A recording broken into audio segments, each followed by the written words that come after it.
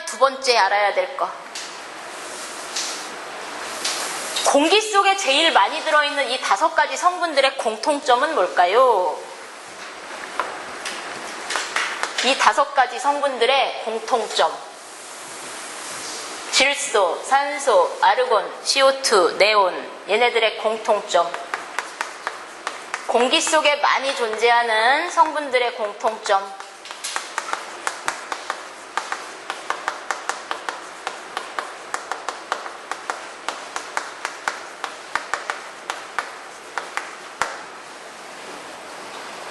물에 잘 녹을까요? 안 녹을까요? 물에 녹았다면 퍼센트가 맨날 바뀌겠죠. 비 오고 난 다음에는 50%로 수준되든지. 근데 얘는 항상 79%, 초등학교 때부터.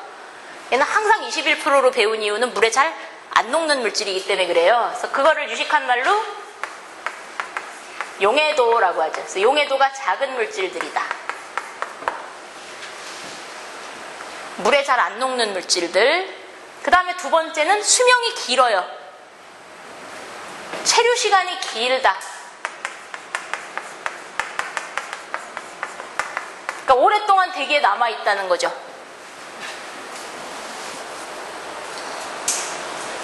그래서 체류 시간 순서를 외우셔야 된다고. 체류 시간.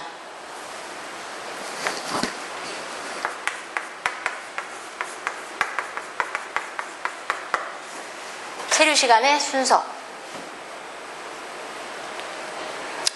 두 가지로 주로 축적하는 애들이 있습니다. 대기 중에 주로 축적하는 애들.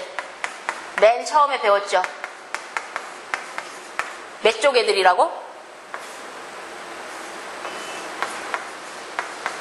8비족 애들이라고. 이 8비족 애들을 뭐라고 했었죠?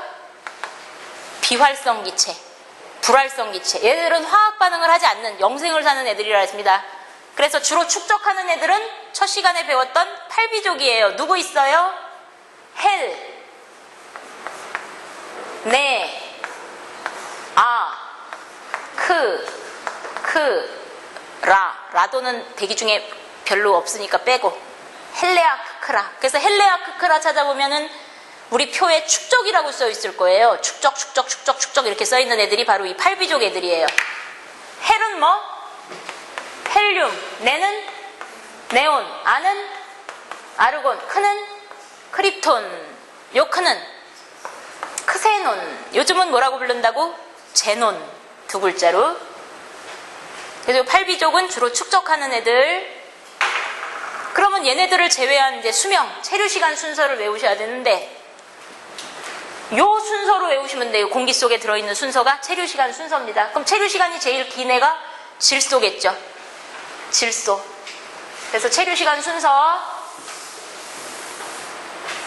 요 밑에다 쓸 걸 요 위에다 쓸게요. 질소의 체류 시간이 제일 깁니다. 얘가 4억 년을 살아요. 4억 년. 4 곱하기 10의 8승년. 4억 년을 사는 애가 질소. 사람은 80살밖에 못 사는데 얘는 태어나서 4억 년 뒤에 죽으니까 굉장히 오래 살죠.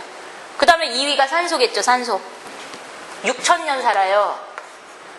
외우기도 쉽네. 공기 속에 들어있는 성분 순서네. 수명이 6,000년. 그 다음에 3위는 아르곤. 아르곤은 아까 주로 축적으로 빠졌죠. 얘는 8비족이니까. 그러니까 아르곤 대신에 요거를 쓰세요. 그런 다음 어떻게 읽나? 일산화 이질소라고 읽는 거는 수질에서 읽는 거고, 우리는 아산화질소로 읽으세요. 아산화질소. 아산화질소가 5에서 50년입니다. 우리도 사람도 한 살 살다가 죽는 사람 있고 100살까지 사는 사람 있듯이 얘도 5살까지 사는 사람이 있고 50년까지 사는 사람이 있다. 우리는 최대 체류 시간을 쓸 거예요. 50년. 그래서 최대 체류 시간이 N2O가 50년이에요. 얘가 나중에 마취제로 쓸 거거든요. 마취제. 그러니까 치과에 가면 애들이 주사 맞기 싫어하니까 요거를 코에다 쏘여주는데 사람한테는 아무런 피해가 없어요. 그러니까 마취제로 많이 쓴다고. 고통을 참게 하는. 그 다음에 CO2겠네. 요 CO2가 4위겠네. CCC로 외우셔야 돼. CCC. CCC. CO2 CH4, CFC 얘네들은 10년 동안 삽니다. 그래서 2에서 10년, 7에서 10년, 4에서 10년, 최대 체류 시간은 셋이 다 10년. 그러면 부르는 이름부터 CO2는 우리 저번 시간에 많이 했던 이산화탄소고 얘 어떻게 읽냐? 이제부터 메탄이라고 읽으시는 거예요. CH4는 메탄가스 아시죠? 메탄. CFC는 프레온가스.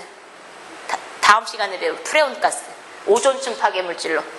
그래서 이 CCC 3명은 10년을 사는데 여기까지가 체류 시간이 길다라고 하는 거죠.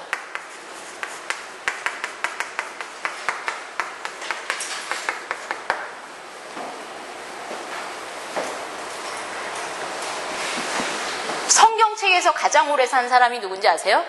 그 교회 다니시는 분들? 무드셀라라는 사람이 몇 살 산다더라? 970 몇 살 사나? 저는 교회 안 다녀서 모르겠는데, 그래서 성서를 보면 하늘에 이제 하느님한테 도전한다고 사람들이 바벨탑을 만들어서 하늘로 올라가려고 그러니까 하나님이 이제 좀 보시기에 괘씸했는지 노아라는 사람 아세요? 노아? 그 노아 할아버지가 무드셀라거든요. 그 노아 아버지 말고 할아버지가 무드셀라인데 그 노아한테 시켜가지고 배를 만들으라고 그래가지고 배를 만들어서 동물 한 쌍씩을 태우라 그랬대요. 그리고 나서 뭐 비를 많이 내리셨대네 하느님이. 그래가지고 온 동네가 온 지구가 물로 가득 차가지고 그때부터는 이제 수명이 준대요. 성경책을 보면. 그래서 이 노아까지 한 300 몇 살 살아요. 아브라함은 600 몇 살 살고 뭐 구약 성서에 있는 사람들이 다 오래 사는데 노아 이후부터는 수명이 준대요. 그래서 그 구약 성서가 그 유태인의 족보래요. 그 족보가 있는 그 민족이 한민족하고 유태인 그 두 민족이랍니다.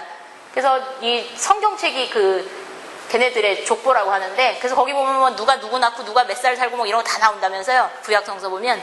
근데 거기에 무드셀라라는 사람이 오래 살고 이 노아, 그래서 이 노아의 방주라 그래가지고 수질에서는 이 노아라는 사람 이후부터를 나누죠. 수인성 전염병이 생긴 이유가. 그래서 콜레라, 장티푸스가 이 지구 전체에 물이 쌓여있는 이 노아 이후에 발생을 한 거래요. 뭐 그런 얘기가 있대네. 그래서 무드셀라가 제일 오래 살고, 중국에서 제일 오래 산 사람 아세요? 동방삭이라는 사람이 있는데 3000갑자를 살았대요. 3000갑자. 갑자가 60년 산 거거든요. 1갑자. 2갑자면은 120년 산 게 2갑자고. 그럼 3000번을 곱한 갑자를 살았으니까 3000 곱하기 60 산 사람이래요. 동방삭이. 그래가지고 이제 우리 그 코미디 프로에서 7대 독자를 낳는데 그 7대 독자를 오래 살게 하고 싶으니까 김씨성을 가졌는데 수없이 오래 살아라 그래서 수합물을 줬대요. 그 다음에 십장생 중에 오래 사는 동물이 거북이하고 두루미가 있잖아요. 그래서 거북이하고 또 두루미를 또 이름에다가 넣었대요. 그 다음에 중국에서 오래 산 사람 이름 넣고, 그 다음에 성경책에 오래 산 사람 이름 넣고, 아프리카에 오래 산 사람 이름 넣고, 그래가지고 얘 이름 부를 때 리듬을 타서 부르잖아요. 일단 무슨 TV 프로에서 나왔는데 김수한무, 거북이와 두루미, 삼촌갑자, 동방삭 뭐 이런 그래서 이름 부르다가 얘가 빠져가지고 물에 빠져서 죽었다는 그런 코미디 프로가 있는데, 그래서 사람은 한 80년 살고 지금까지는 그 수인성 전염병 때문에 수명이 준대요. 얘네들이 이제 수명이 이렇게 길다고. 이 수명이 긴 애들이 온실효과를 일으키는 거예요. 되게 중요해요, 이거.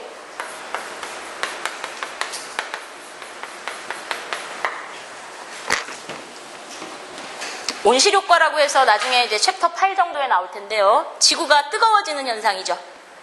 얘네들이 대기 중에서 사라지지 않고 오래 있으면 햇빛이 들어왔다가 이 층을 못 나가요. 얘네들이 온실 역할을 하는 거거든요.